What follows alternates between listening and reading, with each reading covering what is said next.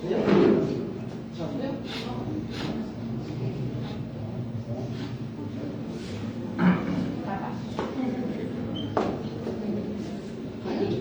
Vamos aprender. Ele sabe dizer para mim, fica mais fácil. Eu larguei mais cheio, teve uns dias que transmitiu com o meu telefone. Se desenrolar, porque senão tá passando.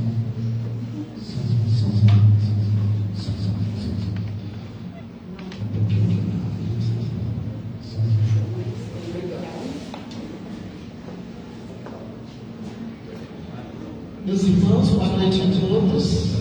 Que a paz e o amor de Jesus possa estar em nossos corações, nos abençoando para que nós possamos compreender a lição de hoje. E hoje, a lição nossa é a história do livro de André Luiz e a vida continua.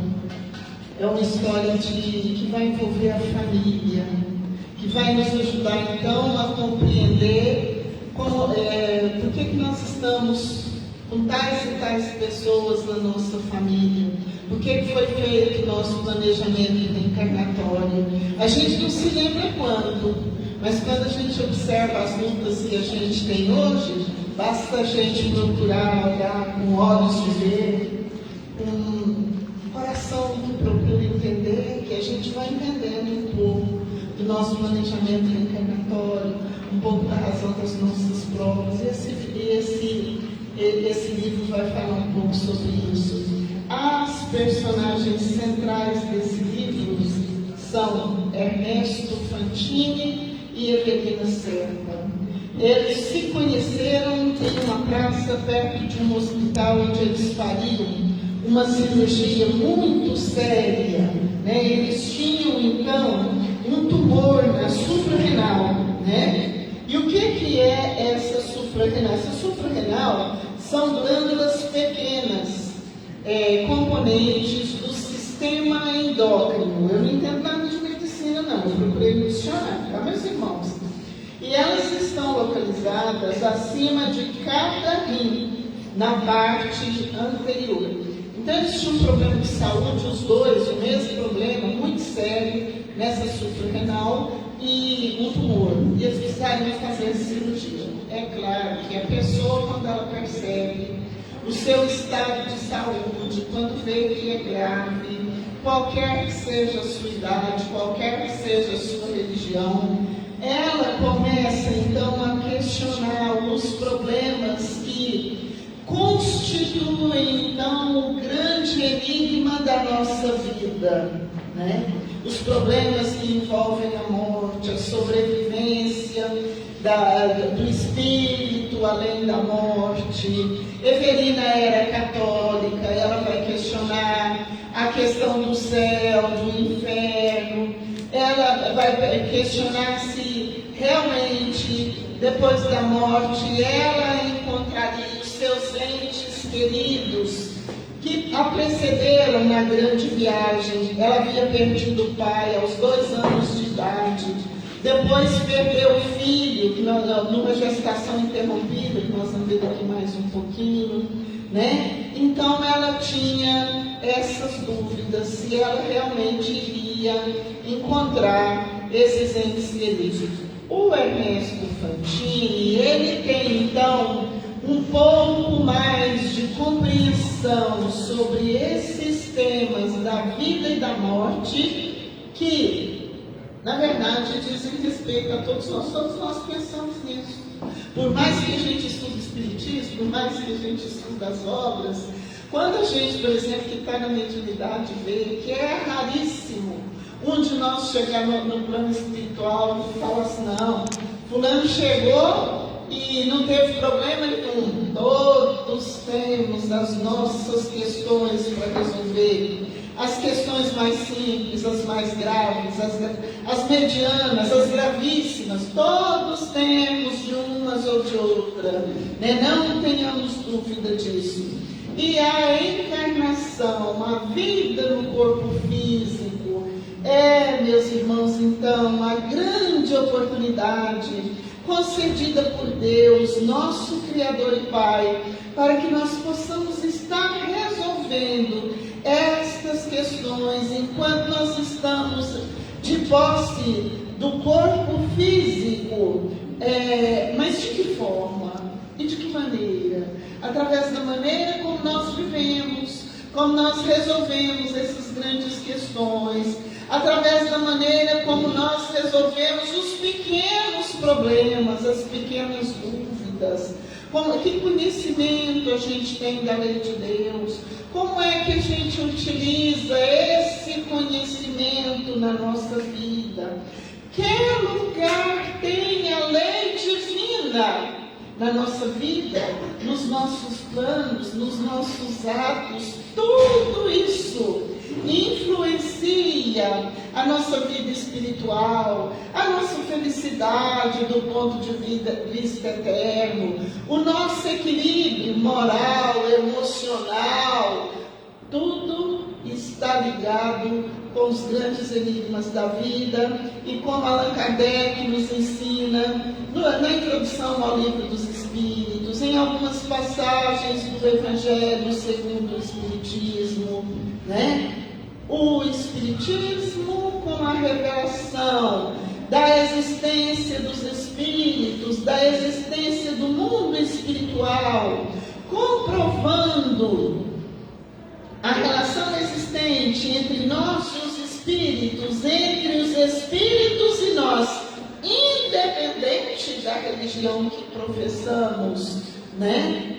Nos dá então a chave necessária para que nós possamos compreender na medida, na proporção mesma da nossa evolução espiritual, esses grandes enigmas da nossa vida, a morte, a sobrevivência da vida futura, por que uns têm mais prova do que os outros, e todos os ensinos sobre as causas anteriores e atuais das aflições, de que nos fala o capítulo 5 do Evangelho segundo o Espiritismo, bem-aventurados os aflitos. Nós vamos compreendendo tudo isso em amplitude cada vez melhor, na medida em que trabalhamos incessantemente para sermos pessoas melhores. Mas vamos continuar aqui, né? André Luiz vai falar que esses protagonistas, Evelina Serpa e Caio Figueiredo, Evelina Serpa e Ernesto Fantini, são pessoas reais, pessoas que existiram, mas figuram no livro com nomes fictícios. Isso é, então, um procedimento habitual da espiritualidade ao endereçar para nós obras inesquecíveis, livros inesquecíveis, porque é através da obra espírita, é através da doutrina espírita que nós vamos compreendendo esses grandes enigmas.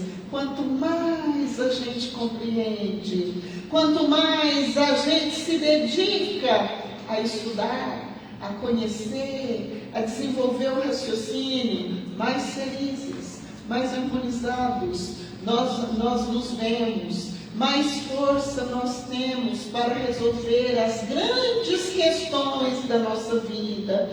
E daí a importância de estudar um livro como esse nas nossas palestras públicas, nas nossas reuniões públicas, onde nós podemos então, através da vivência dos personagens de cada obra, encontrar o exemplo que nós precisamos para comparar com a nossa própria experiência e com a nossa própria vida, né? E Evelina então vai analisar nesses momentos, toda pessoa que sabe que vai desencarnar, e aquele ente querido que vela por ela faz esse tipo de reflexão. Vocês concordam?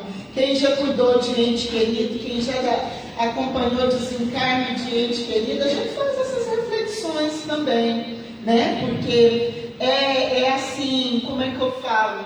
É comovedor o desencarne do ente querido, a sua partida para o plano espiritual, o fato de que ele foi chamado a viver em outra dimensão e nós continuaremos vivendo e aprendendo a viver aqui. Então nós questionamos esses grandes temas Nós fazemos também um balanço da nossa vida, enquanto nós estamos acompanhando os nossos entes queridos no período de enfermidade.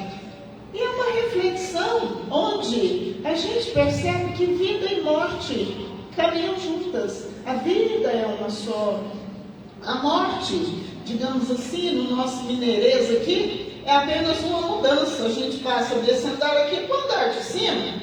É como se a pessoa fosse viver numa outra cidade, num outro país, sem deixar de nos amar. Nós estamos ligados aos nossos entes queridos através dos nossos sentimentos, através do respeito que a gente tem por eles. Se a gente tem mágoa, se fez a gente sofrer, porque nós não somos espíritos angelicais ainda, entreguemos tudo isso a Deus.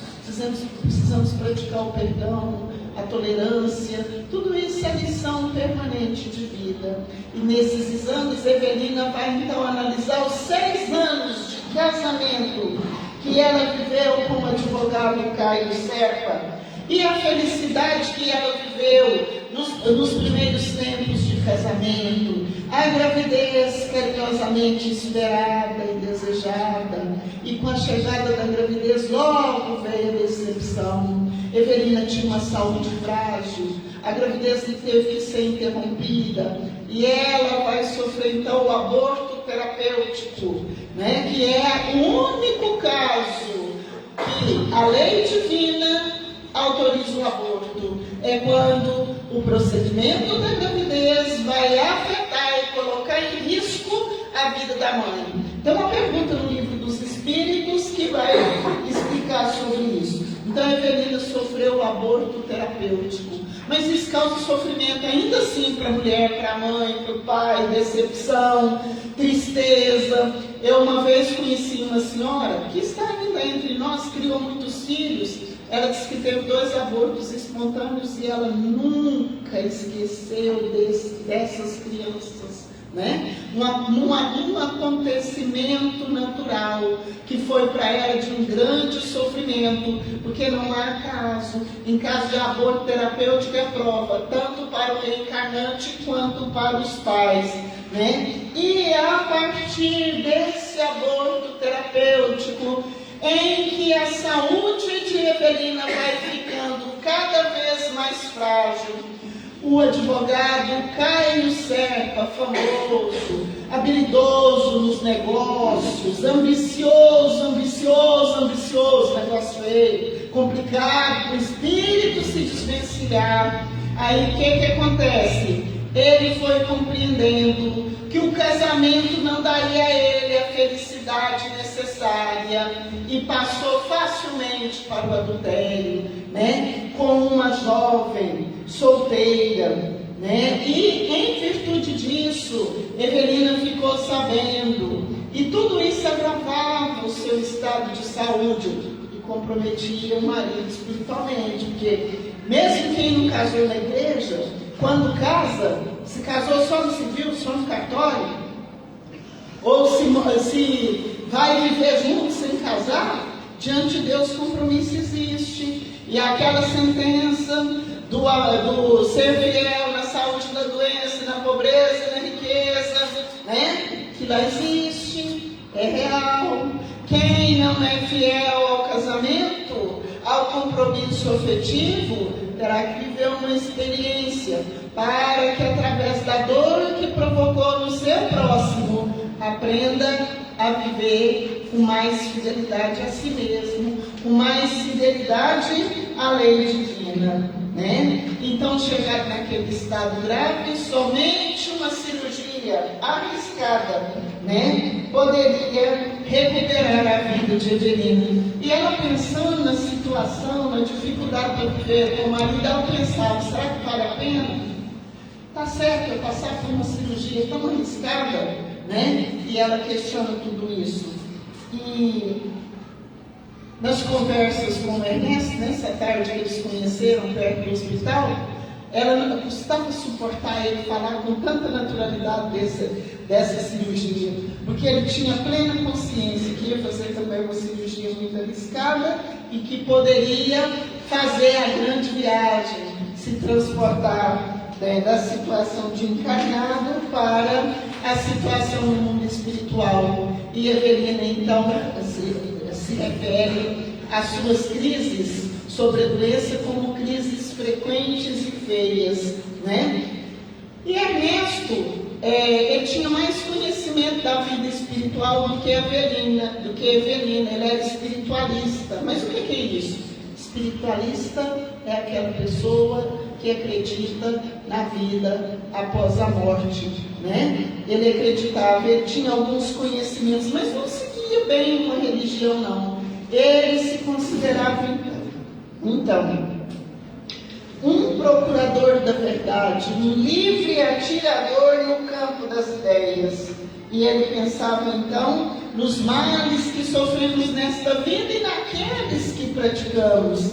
E também examinava a própria consciência.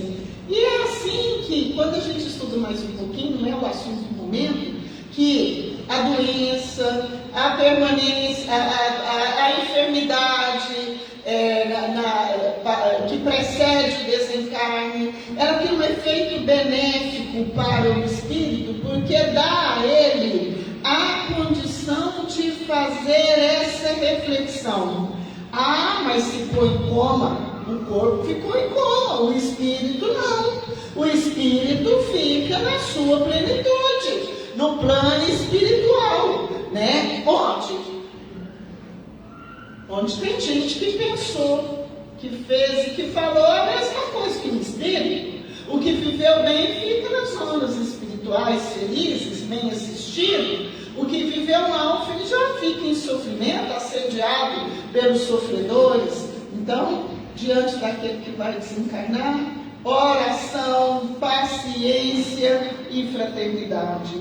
Então, Evelina e Ernesto acabaram de se conhecer, mas durante a conversa, eles perceberam então que, na verdade, era como se eles se conhecessem há muito tempo, mas eles nunca tinham se visto, nunca tinham se encontrado, né? Por que tanta afinidade? Como é que pode? A gente encontra uma pessoa, nunca viu, e começa a conversar e descobre que entre a gente e aquela pessoa tem uma afinidade tão grande, né? E ele diz que havia como filha, a filha que ele gostaria de ter, já que ele tem idade para ser seu pai. E ela então vai fazer para ele uma rápida biografia, uma rápida história da sua vida. Perdeu o pai aos 2 anos e a mãe se casou novamente. Ela foi internada e cresceu num colégio de religiosas amigas. Casou com um marido para ter uma vida diferente daquela que sonhava. Ela achou que Caio Serra era o seu príncipe encantado, que ela ia ser muito feliz com ele, né? E no meio do romance dos dois, uma tragédia. Um rapaz, Túlio Mancini, suicidou-se por sua causa, 6 meses antes do casamento. Primeiro ele tentou o suicídio, ele se recuperou, mas aí depois, aí ela se aproximou dele, e quando ela estava dividida entre afirmar o relacionamento com Túlio Mancini e o casamento com Caio Serra, já estava assim, quase querendo pedir o rompimento do compromisso com Caio Serra. Eis que Túlio Mancini aparentemente dá um tiro no peito e morre numa né? E a partir daí, a felicidade para ela é uma luz misturada de sombra. Ela se sentiu culpada. Por quê? Porque ela envolveu o sentimento do Túlio Mancini sem dar resposta para ele. Eu vou falar no livro Vida e Sexo o que significa o tamanho da luta e da dificuldade que a gente adquire para a gente mesmo toda vez que a gente engana uma outra pessoa. Em assuntos de amor, em assuntos de sexo, em assuntos de casamento. O livro Vida e Sexo é um livro que fala sobre todos os assuntos da vida a partir das relações afetivas, do que nós fazemos com as nossas relações afetivas não pensadas. Um livro recomendado como leitura, vamos dizer assim, indispensável para pessoas de todas as idades, não é? E Evelina, então, se submeteu à cirurgia e despertou no plano espiritual. Quer dizer, desencarnou. E ela achou que ainda estava aqui na Terra, né? E demorou para compreender, tanto ela como Ernesto, demoraram para compreender que realmente estavam no plano espiritual, receberam ajuda, né, dos departamentos, dos hospitais, da colônia consular em que ela estava. E aos poucos, nessa procura de compreender o novo estado de vida, os dois fizeram sólida amizade e foram compreendendo a sua condição de desencarnados. Eles conheceram o mentor, o irmão Cláudio, né? E através das instruções, dos ensinos, porque no plano espiritual o que acontece? Enquanto a gente se instrui, a gente se trata. Aqui na Terra também é assim. Uma vez eu fiz uma cirurgia e fiquei muito tempo em repouso. E na minha consulta, no tratamento espiritual, foi dito para mim: aqui, por exemplo, enquanto eu estou falando, os irmãos raramente me veem eu sair daqui e tomar passe. É porque já recebe passe, recebe tratamento, recebe tudo. Quando a gente tira tempo para ler a obra espírita, para ler o Evangelho de Jesus na nossa casa, a obra de Kardec, obras de fundo moral, equilibrado, positivo para nós, nós também tratamos a nossa alma.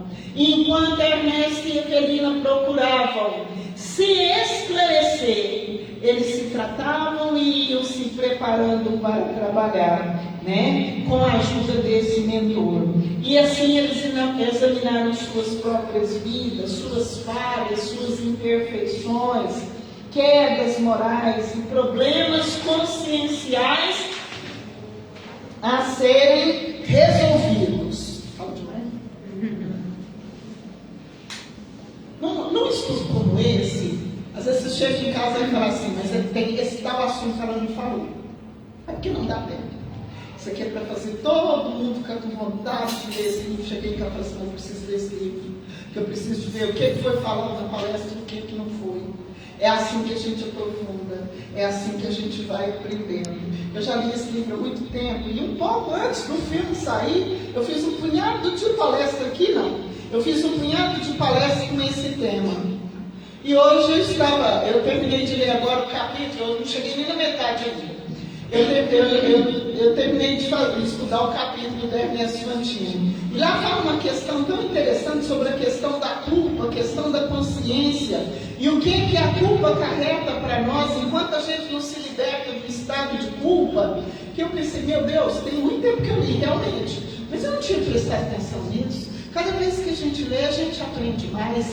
A leitura espírita nos instrui, nos diverte, recreia a nossa alma, nos ajuda a compreender a lei divina, né? Então tem muitos pontos positivos. Feliz daquele que já aprendeu o valor da leitura espírita, que descobriu o gosto pela leitura, estudar as obras de Kardec, a obra de André Luiz, os romances de Emmanuel, a gente lê e continua lendo. Ivone Pereira, no livro, acho que é Recordações da Mediunidade, vai falar que os romances são considerados parábolas, porque quando a gente ouve falar de parábolas, a gente pensa, com toda razão, somente nas parábolas evangélicas que foram contadas por quem?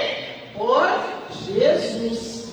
Mas a obra espírita também é um tipo de parábola, onde nós vamos compreendendo o seu conteúdo na medida do nosso esforço, na medida da nossa evolução espiritual.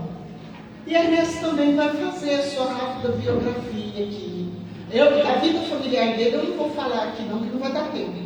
Mas Ernesto tinha eram três amigos: Ernesto, Amâncio e Desidério, inseparáveis. E um dia eles arrumaram uma caçada e Desidério, por acidente, aparentemente por acidente, foi morto. E Ernesto achou que foi ele que matou. Ah, mas por quê? Porque ele tinha ciúme da esposa dele com Desidério, né? Aí eu vou contar o resto agora desse caso aqui. Mas não foi o Ernesto que matou, foi o Amâncio, o outro amigo. Olha a responsabilidade nossa. Olha a questão da lei de amor, as relações de amizade, fraternidade, respeito, né? Um amigo mata o outro friamente, né? Por quê? Amâncio matou porque ele estava interessado na esposa dele, em Brígida, na esposa do Desidério. E o Desidério foi atraído pelos sentimentos de Elisa, que era a esposa de Ernesto Fantini. A partir desse momento, acabou a paz do Ernesto Fantini, que se acreditava o assassino, né? Ser o assassino. O arrependimento, o remorso, a impressão de que o desencarnado estava sempre à sua frente. Todo aquele que comete um assassinato, né? Eles vão viver esse tormento o resto da vida. E é frequente que o desencarnado permaneça perto do assassino, né? Por vários motivos, porque não perdoou, por vingança, porque não percebe a realidade, por vários motivos. E por que a espiritualidade permite? Porque é um resultado do mau uso do nosso livre-arbítrio. E aí nunca é demais a gente recordar que o ensino do apóstolo Paulo, tudo me é lícito, mas nem tudo me é permitido. Eu posso fazer o que eu quiser. Pode, mas sou responsável por tudo que eu faço. E vou responder por tudo que eu faço. Pratiquei ações boas, as portas da vida superior, das esferas superiores, se abrem para mim. Pratiquei ações que estão ligadas ao mal, enquanto não reparar nenhum dos meus planejamentos de paz, de felicidade, de realização afetiva, de realização profissional, nada da vida segue, até reparar, até reharmonizar o dano causado. E agora vai falar o seguinte, que nesse caso, quando a gente prejudica uma pessoa, nós estamos convocados pela lei divina, pela nossa própria consciência, a trabalhar pela harmonização daquela pessoa até o ponto em que a encontramos e a prejudicamos. Ficou claro? Complicado, né? Mas, infelizmente, é assim. Um dia, em tarefa socorrista, lá no vale de sofrimentos, porque o inferno teológico pregado pela Igreja Católica, com todo respeito, ele não existe, mas os agrupamentos de espíritos infelizes que não têm um lugar determinado, porque cada criatura tem dentro de si o céu ou o inferno que construíram. Está no livro Boa Nova, onde se agrupam os espíritos sofredores ligados ao mal, que não praticaram bem, que prejudicaram os outros. Essas regiões, por vezes, se tornam tão tristes, inclusive o ambiente. Mas por que o ambiente? Porque o ambiente retrata o mundo espiritual daquele que o habita. Então está lá no livro Obreiros da Vida Eterna, que espírito sofredor, espíritos em condições de endurecimento moral, de rebeldia, eles têm condição de configurar com a sua mente, com o seu pensamento, um ambiente feliz, não. Então são ambientes escuros, muito tristes. O mais famoso aqui que todo mundo conhece é o Vale dos Suicidas, umbral, conforme está no livro Nosso Lar, né, onde André Luiz ficou cerca de 8 anos, um lugar de tristeza, de sofrimento, não tem vegetação, não tem aquela claridade do dia, o sol não brilha como brilha aqui para nós, nem no livro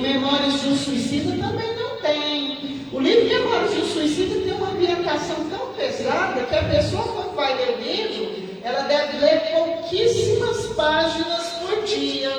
E só lê o livro Memórias de um Suicida depois que lê o Evangelho segundo o Espiritismo, o Livro dos Espíritos, né? Para se preparar para uma leitura mais densa que vai exigir, devido à nossa fragilidade moral e espiritual, nós precisamos nos preparar para fazer determinada leitura. Então, quando foi prestar socorro espiritual, a Evelina encontra Túlio Mancini. Ele estava numa posição de total desequilíbrio, apegado a ela como aquela namorada querida que ele pretendia em outros tempos. E vai sofrer muito. A condição do rapaz é triste. E o remédio para essa condição? Só uma nova reencarnação. E Evelina vai então se preparar, estudar, receber auxílio dos mentores espirituais da colônia espiritual, para que ela possa auxiliar Túlio Mancini e encaminhá-lo para uma nova reencarnação. Quando ela encontra Túlio Mancini, ela vai saber a verdade sobre o suicídio dele. Ele tentou suicídio a primeira vez, a segunda vez não. Na segunda vez ele foi assassinado por Caio Serpa, o marido de Evelina, né? E Evelina, bom, então agora vamos lá. E o Ernesto, quando eles têm oportunidade, autorização para vir visitar as famílias no plano espiritual, os dois saem lá do plano espiritual cheios de sonho, vinham rever os entes queridos, a saudade, eles não conseguiam nem aceitar direito que chegaria perto dos entes queridos e não seria visto por eles. Evelina chega e pega o marido com a amante dentro da própria casa, né, que não era mais sua, e ele então falando com a amante que quando a gravidez de Evelina não deu certo, ele viu que a bobeira que ele tinha cometido ao efetuar o casamento com Evelina, e a partir daí o casamento foi só uma decepção, porque Evelina tinha um problema com a morte, vivia rezando e não havia amor da parte dele, né? Isso para Evelina foi um choque. A amante de Caio Serpa, Vera Celina, filha de Ernesto Fantini, e Elisa, a mãe de Vera, ela estava assim num processo obsessivo muito doloroso. Sabe quem era o obsessor? Desidério, né? Então essa obsessão não era por ódio, esse tinha um vínculo amoroso. E Desidério mesmo vai falar com Ernesto Fantini: sabe por que eu vivo aqui? E que eu falo e penso junto com a sua mulher? Porque quando eu desencarnei, a única pessoa que pensava em mim sem raiva, que era sincera comigo, era a sua mulher. Então eu vivo aqui junto com ela, né? Então o estado obsessivo já estava muito grave, né? E Elisa foi internada num sanatório, né, por ordem de Caio Serpa, e desencarnou dentro de pouco tempo. E a tarefa de Ernesto Fantini era recuperar, né, o perdão de Desidério. E eles vão trabalhar, porque Desidério vai reencarnar, Túlio Mancini vai reencarnar, Elisa vai reencarnar. Como? Túlio Mancini e Elisa seriam filhos de Vera Celina e Caio Serpa. Quando Elisa estava viva, o advogado Caio Serpa, muito esperto nos negócios, passou todas as propriedades da família para o seu próprio nome.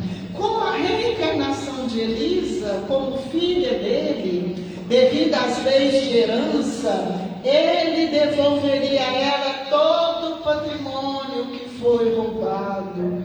Olha o mecanismo da providência divina. Ele seria também pai de Túlio Mancini e devolveria a ele a vida física, a vida no corpo que ele tinha roubado quando o assassinou. Então, no processo reencarnatório, a lei divina se cumpre. de amor, de justiça e de verdade.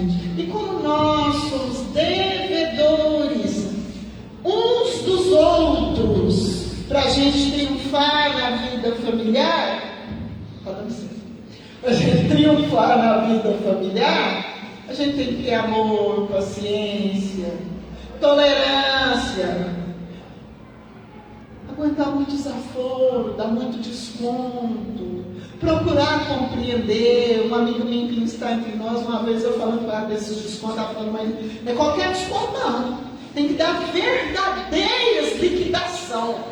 Há casos que tem que dar desconto total, porque senão a gente fica preso nas ligações de ódio. Enquanto nós estamos dentro do lar, nós precisamos aproveitar o momento para a reconciliação, para fazer pelos nossos entes queridos que estão dentro da nossa casa exatamente o que nós gostaríamos que eles fizessem por nós.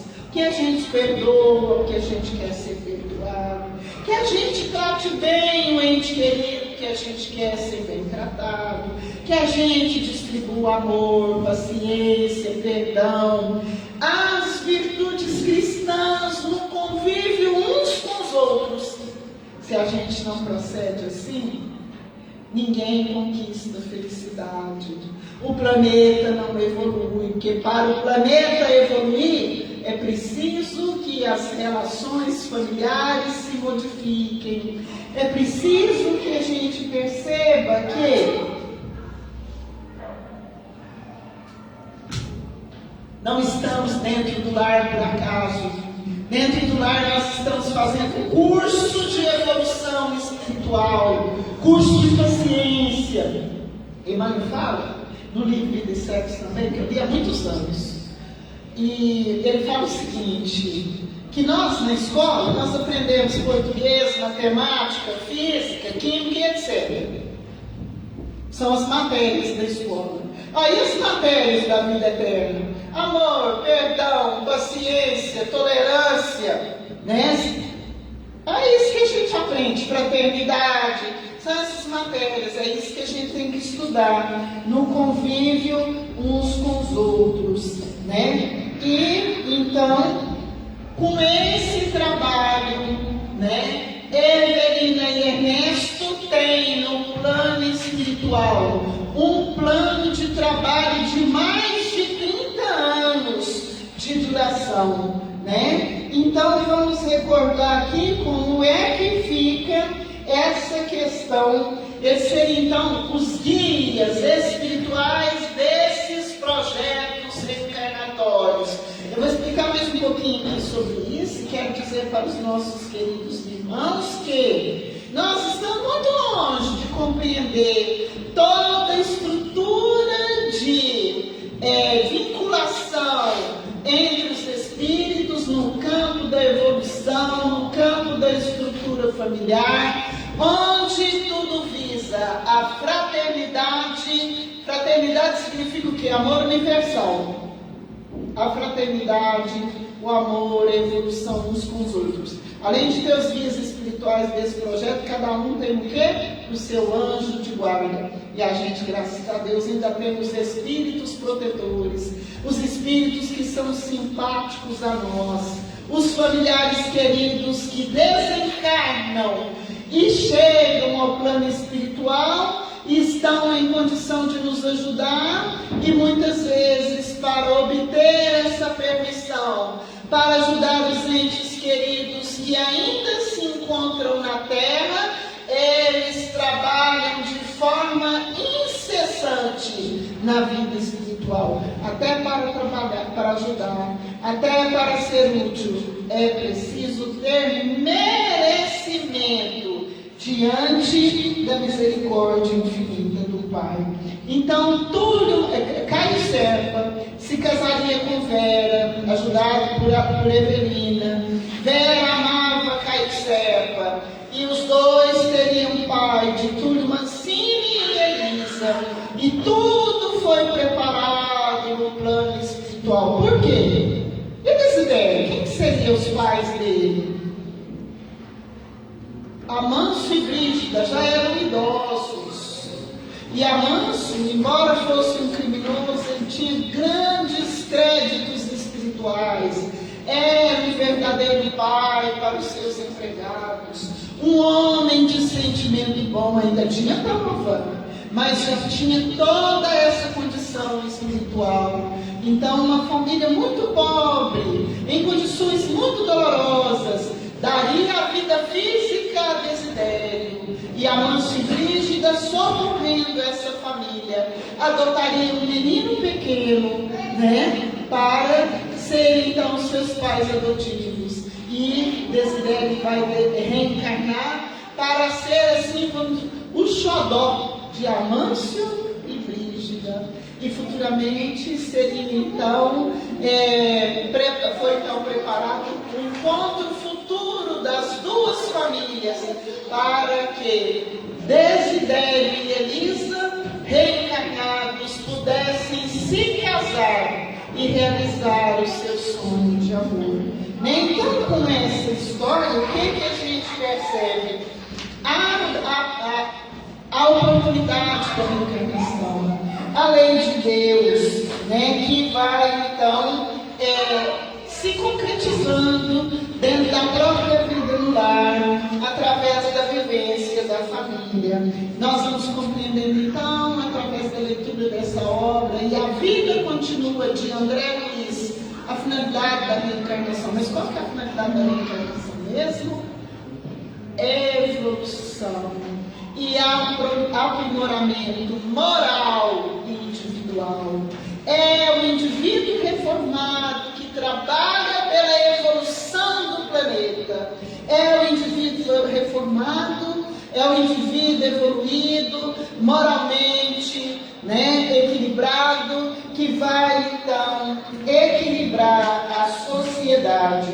A reencarnação então é um recurso de amor, de harmonização consciencial dos espíritos, reconciliação com adversários, em que a divina misericórdia de nosso Pai nos permite amparar irmãos lesados por nossos deslizes morais.